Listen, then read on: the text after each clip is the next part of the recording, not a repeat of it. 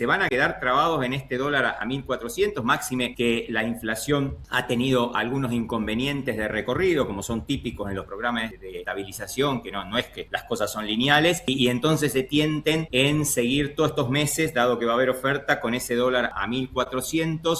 Sabiendo que si necesitas 25.000 millones de dólares para acumular reservas, para financiar el atesoramiento de los argentinos, los viajes al exterior, bueno, que tal vez esté pensando con esto de la inocencia fiscal, que si crecen mucho los depósitos en dólares, se pueda flexibilizar la norma de los créditos en dólares. ¿Podés explicar, digamos, qué significa eso y qué margen hay de hacer eso? Es decir, de financiarse con el propio sistema financiero argentino, nutrido por los dólares que depositen los argentinos. Sí. Bueno, sería ampliar un sistema que ahora es existente, pero tiene ciertas restricciones, que es la cantidad de sujetos que pueden acceder a los créditos en dólares y las regulaciones que existen para el crédito en dólares. Esto es toda una normativa que se fue construyendo a partir del colapso de la convertibilidad. En cierta forma, lo que estarías haciendo es volver a un esquema mucho más parecido al de la convertibilidad. Obviamente, sin el aditivo de que en la convertibilidad además tenías un tipo de cambio fijo y hasta que colapsó relativamente creíble y de automática conversión. Pero yo creo que el gobierno puede estar tentado en hacer eso. Recordemos que el sistema en la actualidad lo que hace es que cuando vos tenés un crédito en dólares, en general se deposita en pesos en la cuenta de quien tomó el crédito y eso genera en un primer momento una oferta en el mercado libre de cambios que puede ser o comprada por el Banco Central si está interesada en mantener un precio o directamente ser una mayor oferta que, dada la demanda, mantenga o baje el precio del dólar. Yo en esto, nosotros hemos escrito bastante y hemos hecho un trabajo con la gente de la Fundación Fundar, etcétera. Diría que lo más oportuno es avanzar gradualmente. Como en tantas otras cosas, nos estamos enfrentando, en la forma en que ustedes lo señalaban, a un panorama financiero que es relativamente bueno. En todo ese contexto de varias cuestiones internacionales y nacionales, la idea de que entren capitales domésticos, es decir, capitales que hoy están en el subsuelo del banco, en la caja de seguridad, y se incorporen a las cuentas, al primer piso del banco, es una cosa positiva. Pero la proliferación del crédito, siempre tenemos que recordar que puede dar un primer momento de gran crecimiento, pero genera una fragilidad importante en el funcionamiento del sistema, sobre todo cuando es una economía que puede estar sujeta a variaciones grandes del tipo de cambio. Por eso la normativa actual trata de asociar esos créditos no solamente a la PREFI de exportaciones. En realidad la normativa ya es bastante amplia, lo único que te pide es que tengas algún tipo de bien, o sea, para la producción de bienes transables, es decir, algún tipo de bien que está asociado con el nivel de tipo de cambio, es decir, que no sea para la construcción, por ejemplo, que no sea para el consumo. Yo creo que esa es la tentación que puede tener el gobierno de abrir abruptamente el crédito en dólares para todos. Yo sería muy prudente en eso, sobre todo porque lo estamos haciendo de vuelta en un contexto donde, o lo haríamos, si es que es esta la opción y no la de abrir el cepo, lo estaríamos haciendo en un tipo de cambio relativamente apreciado. Digamos lo que digamos, hay fundamentos financieros para esta oferta, pero el tipo de cambio real que estamos teniendo, ese en 1.400, es un tipo de cambio que está apreciado, por lo menos para la micro de la economía, y además es un tipo de cambio que, como lo dijimos acá en el programa en enero y alguna vez en diciembre, yo creo que habiendo pasado enero va a seguir así porque, bueno, ya en marzo tenés la cosecha más importante y entonces eso te garantiza una oferta importante de dólares por lo menos hasta el 15, 20 de agosto o más. Vas a tener oferta de estos dólares que andan buscando un high yield en mercados emergentes y vas a tener los dólares de este crecimiento del crédito. Entonces, ese tipo de cambio apreciado, salir a dar crédito a las familias me parece que puede ser tentador, pero a la vez le generaría una fragilidad innecesaria al sistema financiero. Sistema financiero que hasta ahora, como vos bien dijiste, ha venido resistiendo por lo menos 6 crisis cambiarias desde el 2001 y nunca hubo ningún problema con ningún banco, no se llevó puesto ningún sistema de crédito. Y además pensemos que a donde se estaría expandiendo ese crédito es justamente un momento en donde el crédito, excepto en lugares muy específicos y algunas empresas, y ni siquiera todas las productoras de transables, porque tenemos metalmecánica, bodegas, etcétera, con problemas, pero en general el crédito en familias y en otros sectores está con un nivel de morosidad que nunca habíamos visto en varios años.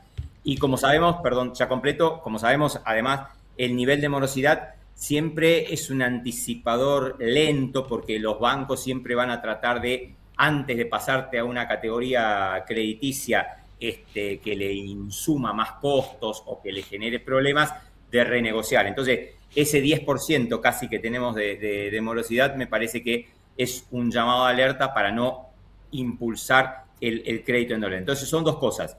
Ese crédito en dólares yo lo abriría, pero muy puntualmente a cosas productivas.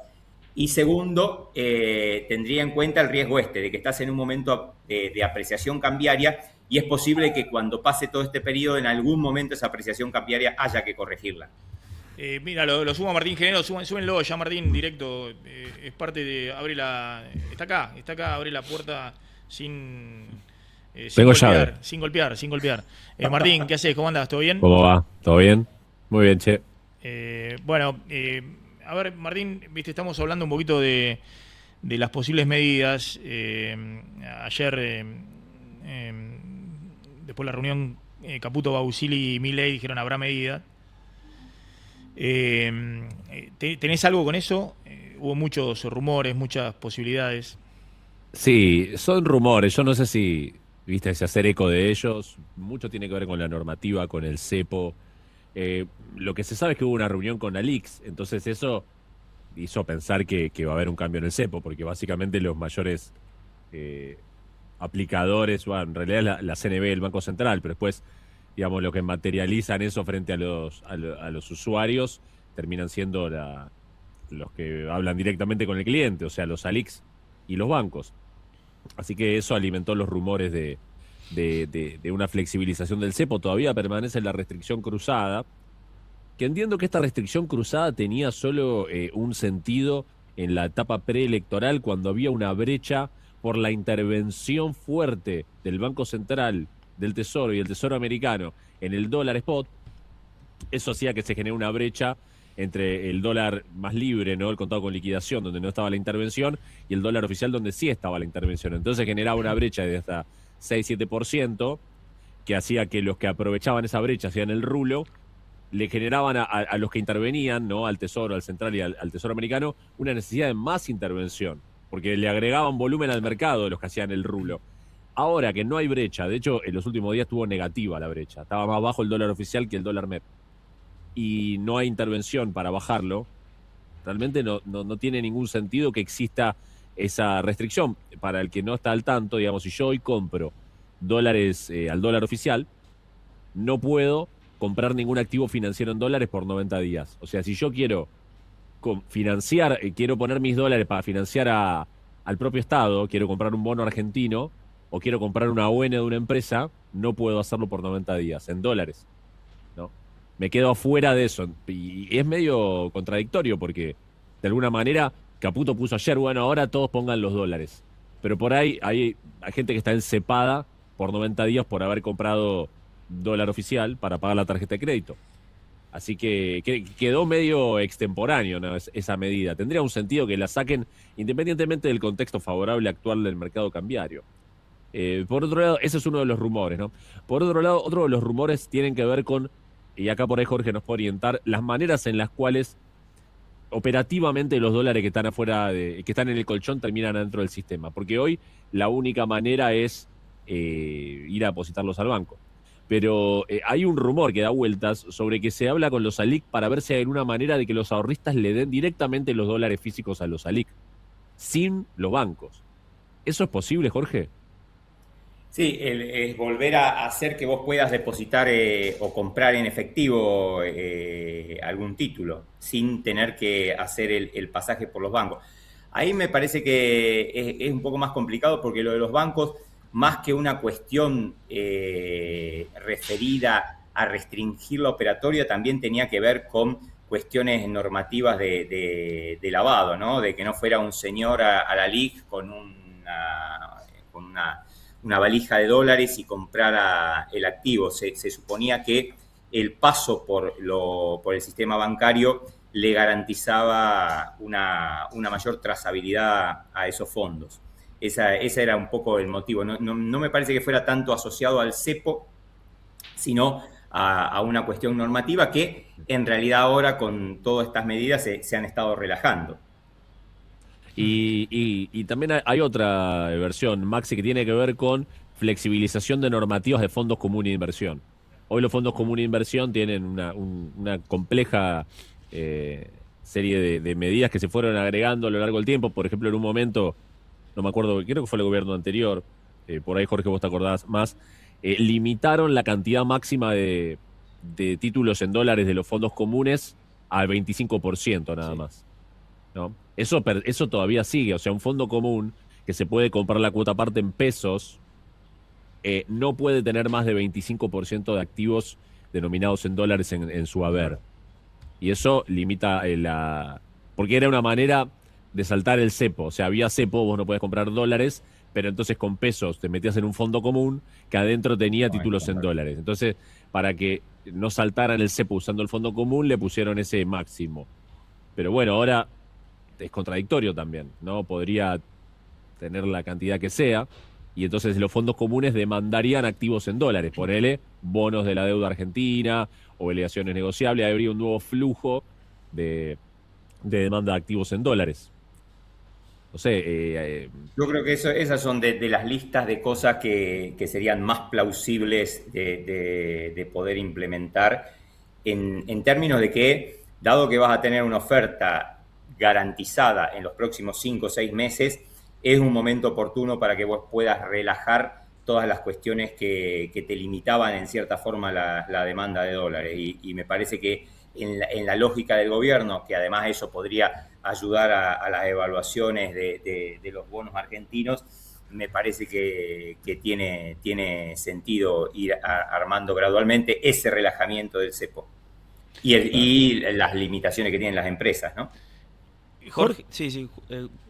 No, te quería preguntar, Jorge, justamente, ¿cómo ves, cómo analizás primero cómo está haciendo el gobierno, qué pasos está dando, de qué manera respecto a levantar ciertas restricciones? Lo ves bastante cauto después de las elecciones, que uno podría haber pensado, bueno, ahora con cierta tranquilidad cambiaria, con un mercado financiero internacional también de viento de cola, si querés denominarlo, podría uno pensar que esas restricciones iban a ir ir en la sintonía de ir sacándose, flexibilizándose. ¿Lo ves más cauto en ese sentido? ¿Y por qué crees que va con esa velocidad tan cauto? ¿Qué crees que puede temer? No, a mí me parece que ellos hacen bien en eso. Es decir, muchas veces son histriónicos en las declaraciones, pero en las medidas van tratando de ir pisando sobre piso seguro. ¿A vos te gusta el masismo austríaco en lo cambiario?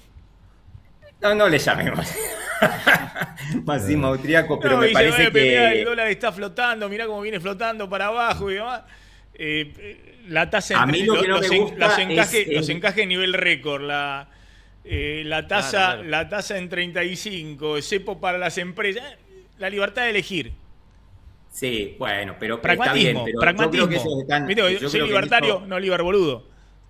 Exactamente, a mí me parece que ellos en eso van bien. Yo creo que deben tener un menú de las distintas cosas para irlas relajando, que era la pregunta que recién hacíamos. Me parece que ellos deben haber querido ver cómo funcionaba enero. Enero era un mes complicado, tuvieron muy buen aporte de la cosecha gruesa, recuperación del crédito. Entonces, los mecanismos que ellos ya conocen están funcionando. Era cuestión de llegar a marzo van a llegar fácilmente. Entonces, me parece que ahora van a lógicamente poder acelerar eso. A mí, más que nada, lo que más me preocupa que es no tanto esta cuestión financiera, que además hay mucha ayuda exterior, sino que se van a quedar trabados en este dólar a 1.400, máxime que la inflación ha tenido algunos inconvenientes de recorrido, como son típicos en los programas de estabilización, que no es que las cosas son lineales,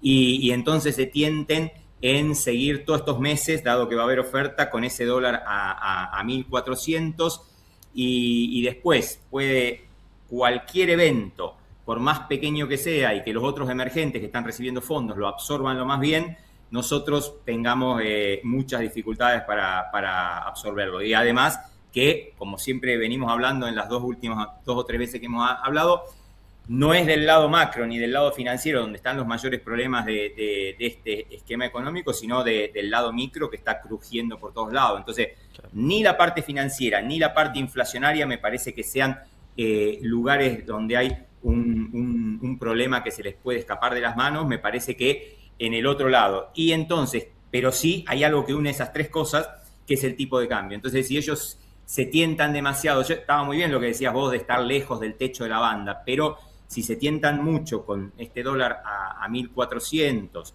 y que lo van a poder sostener en términos financieros, me parece que les va a seguir haciendo crujir mucho la economía en términos reales, y me parece que eso va a ser el gran protagonista en todo este periodo. Lo bueno, hay que reconocer, porque lo hemos reclamado todo el año pasado, es que el Banco Central de alguna forma está comprando reservas, eso están construyendo y ahora eso está muy bien, pero yo me sentiría más cómodo si no se quedaran estancados en este dólar a 1.400, pero puede ser una gran tentación, porque la prudencia financiera muchas veces va asociada con objetivos que se fija Milei, que son muy difíciles de concretar. Por ejemplo, tener un 0 y pico de inflación en agosto o cosas por el estilo.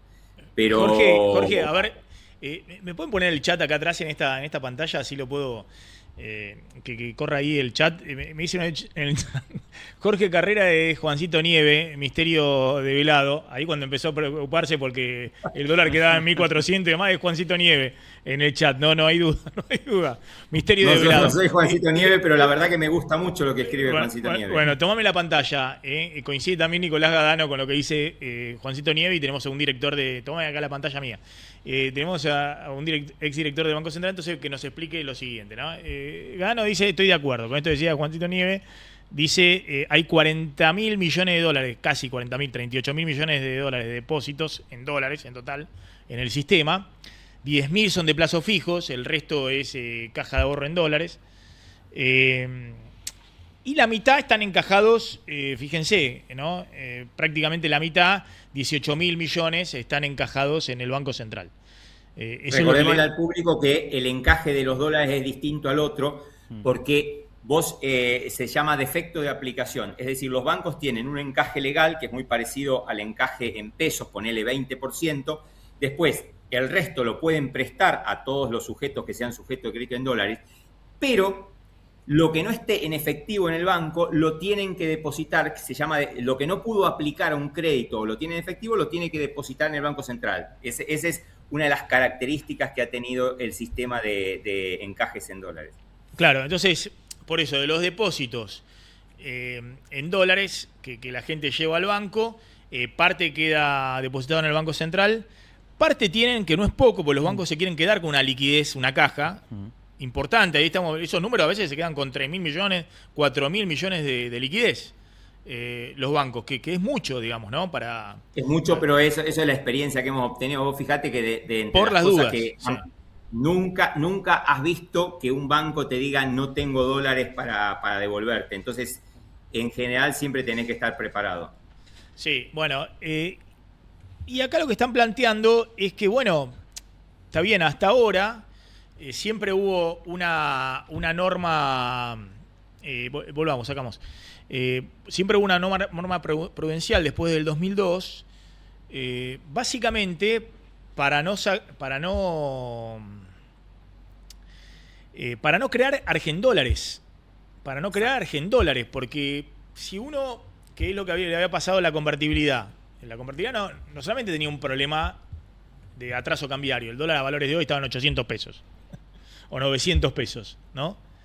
Una economía que no tenía la competitividad en un mundo que estaban todos devaluando, sobre todo en la última parte.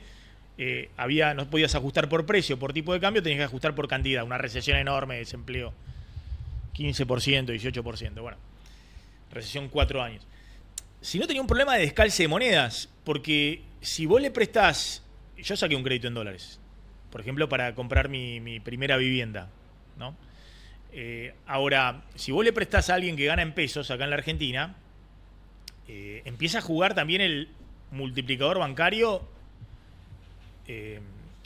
con los dólares. Pero no hay detrás dólares reales. ¿Qué significa? Bueno, uno saca un crédito, parte de ese crédito, no sé, yo que fui y compré un inmueble a un tipo que construía, justo construía, pero podría haber sido un inmueble usado. El tipo con ese depósito iba al banco. Sobre ese depósito había otro crédito, que una parte iba al banco, y se creaban argendólares, porque los dólares seguían siendo lo mismo, lo que traían los exportadores o lo que ingresaban por capitales, no sé si se entiende.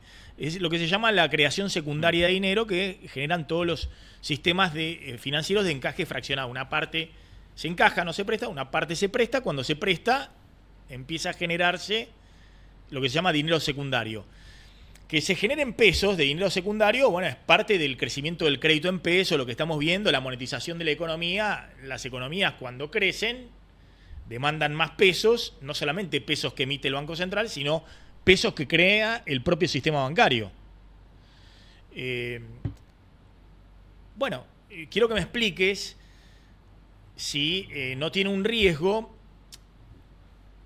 empezar a prestar nuevamente esos depósitos bancarios en dólares a gente que no gana en dólares. Pero por otro lado, tomo lo que dice Juan Tito Nieve y reconoce Nicolás Gadano, que, ojo, porque también si te crecen mucho los depósitos en dólares, porque empiezan a entrar al sistema y ya estás en niveles de 40.000 millones de dólares, y bueno, y que solo se lo vas a poder prestar al exportador, todavía es un sistema chico el de exportación de la Argentina.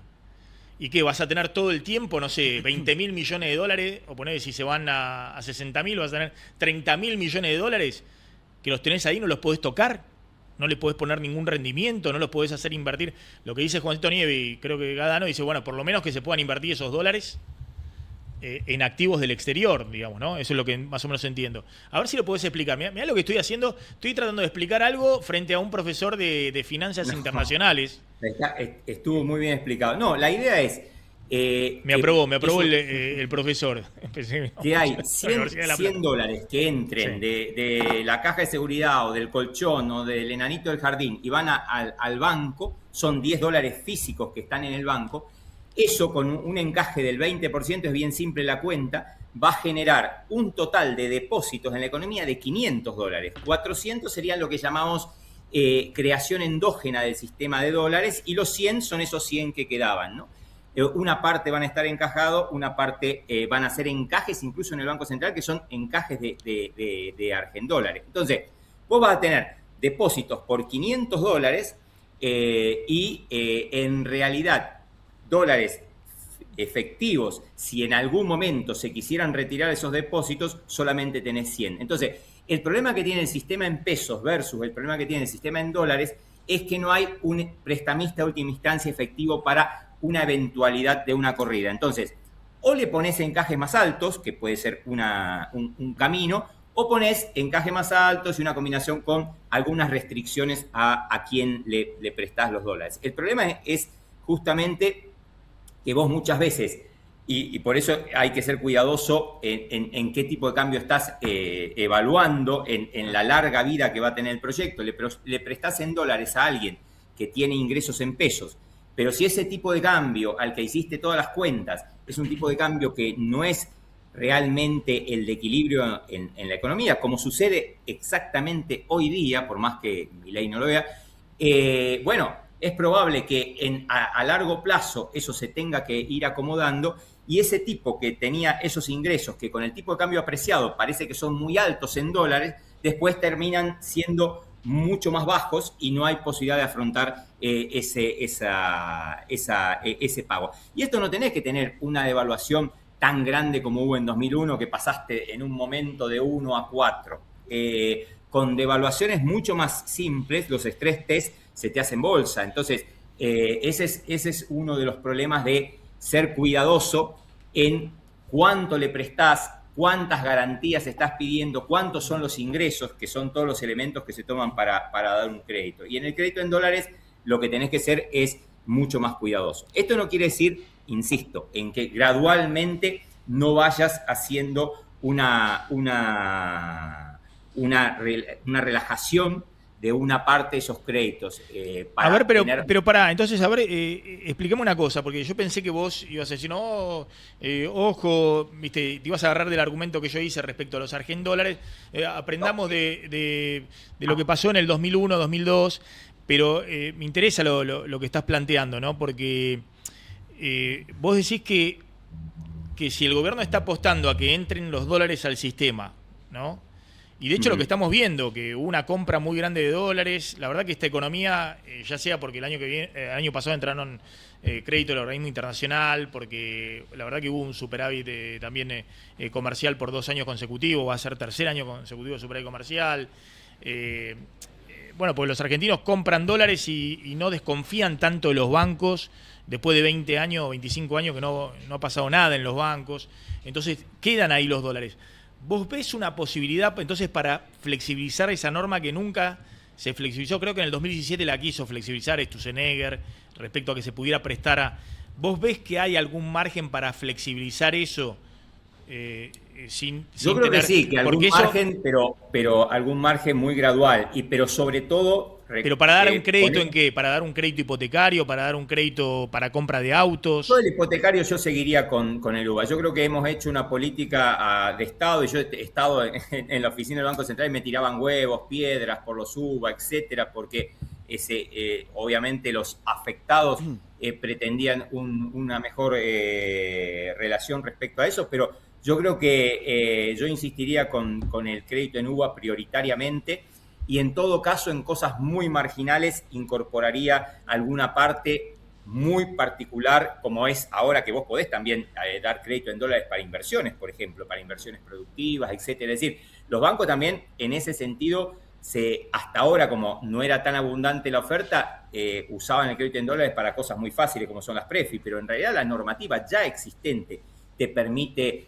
una mayor amplitud. Y en lo otro lo iría usando, pero realmente en términos de un mix que sea muy cuidadoso. Siempre recordando esto, y quiero insistirte en el punto, acordate que vos estás generando un sistema donde vos vas a tener que ingresan 100 y si vos no aumentás los encajes, ese multiplicador te va a generar 500. Y si en algún evento, que siempre hay eventos en Argentina, y eso es lo que hemos logrado acotar en estos 20 años, que los eventos nunca pasen por el banco, si en algún evento quieren ir a buscar esos dólares, más de 100, 200, 300 de esos dólares, 500 que hay, no están. Y el Banco Central, si no acumuló muchas reservas, por eso hay que acumular tantas reservas en un sistema bimonetario, si no acumuló muchas reservas, no puede cumplir el rol de prestamista de última instancia. Recuerden que en un país bimonetario las reservas sirven para dos cosas. Las reservas que tiene todo país normal, como Brasil, que no es bimonetario, como Chile, que no es bimonetario, pero nosotros tenemos que tener todavía muchas más reservas porque además de las reservas para shocks en el comercio exterior, shocks negativos, etcétera, tenemos que tener reservas para que el Banco Central pueda salir de prestamista de última instancia en caso de que haya una corrida bancaria. Entonces, si vos vas a hacer eso, trata de que no sea con un tipo de cambio tan apreciado que después seguramente, si está muy apreciado, siempre va a tender a depreciarse y va a dejar... Está bien, pero más allá del tipo de cambio, porque, viste, no quiero entrar en la frase de Milei, la fatal arrogancia, pero no sabemos... Yo hablaba para de la fatal arrogancia. Si vos mirás la economía, te das cuenta que 1.400 pesos, o tenemos que tener realmente una deflación, o tenemos que tener una deflación. Pero de todas maneras, qué sé yo, en el 2009 el dólar se te fue de 3 a 4, digamos, en la Argentina. No pasó nada, pero son cambios fuertes, digamos, ¿no? Entonces, Lo que quiero decir es, más allá del tipo de cambio, te hablaba un poco del descalce de monedas. Y esto que plantean de invertir parte de los encajes en activos internacionales, no sé, en bonos del Tesoro, por ahí es medio ridículo, porque estás financiando al Tesoro de los Estados Unidos con los dólares que vos necesitás. Pero a ver si entendemos. El Banco Central los invierte, porque en general los dólares del Banco Central están invertidos. ¿Pero cuáles? ¿Los encajes invierten? Los encajes no son del Banco Central. Vos tratás de tener invertido todo en cosas muy líquidas, por eso usás bonos del Tesoro norteamericano, porque donde los necesitas los vendés inmediatamente. Es decir, en general la política de inversión de los bancos centrales, porque es cierto que tener reservas, eso lo hemos escrito alguna vez en el libro con Redrado, tener reservas es un costo altísimo porque en general te rinden muy poquitito, porque la tenés en lugares seguros, por eso estarán haciendo alguna cosa con el oro, etcétera, pero es muy poco lo que te dan. Pero vos lo tenés invertido. Yo no sé si Juancito Nieves se habrá plegado a la onda china de salir de bonos del Tesoro y querrá invertirlos en activos mucho más rendidores, o no entendí bien el tuit, capaz que está diciendo que sean los bancos y no el Banco Central. Me parece que su segundo punto es ese, que sean los bancos y no el Banco Central el que los invierta, y entonces pueden darle una remuneración más alta a los ahorristas. Yo ahí me quedaría un poquito más moderado, dejaría que... Es que más de 5%, ¿dónde lo van a invertir, digamos? ¿No? Sí. Con la liquidez de los bonos del Tesoro seguramente en muy pocas cosas, ¿no?